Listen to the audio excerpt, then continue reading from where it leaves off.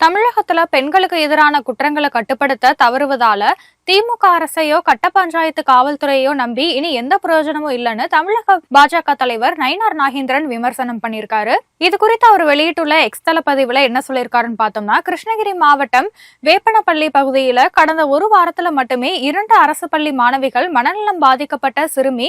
கல்லூரி மாணவி அப்படின்னு 4 பேருக்கு பாலியல் வன்கொடுமை நடந்திருக்கிறதா வெளியாகியுள்ள செய்திகள் ரொம்பவே அதிர்ச்சி அளிக்குதுன்னு சொல்லியிருக்காரு. கொஞ்சம் கூட வயது வித்தியாசமே இல்லாம மனநலம் குன்றிய சிறுமியை கூட பாலியல் ரீதியா வேட்டையாடுறவங்களுக்கு தமிழகத்துல குற்றவாளிகளுக்கு குளிர் விட்டு போச்சு அப்படிங்கிறதுதான்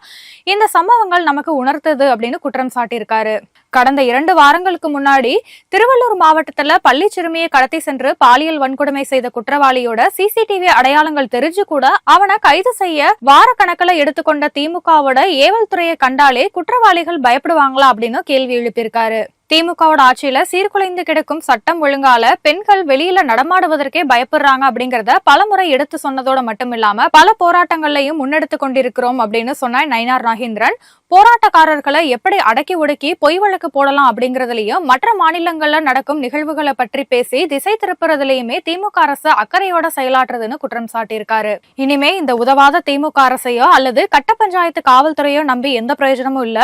நம்மளோட வீட்டு பிள்ளைகளோட பாதுகாப்புக்கு நம்ம தான் பொறுப்பு அப்படின்னு சொல்லி இருக்கிற நயினார் நாகேந்திரன், வர்ற சட்டமன்ற தேர்தல்ல ஆட்சி மாற்றம் வரும், தமிழக பெண்களோட கண்ணியம் காக்கப்படும்னு தெரிவிச்சிருக்காரு.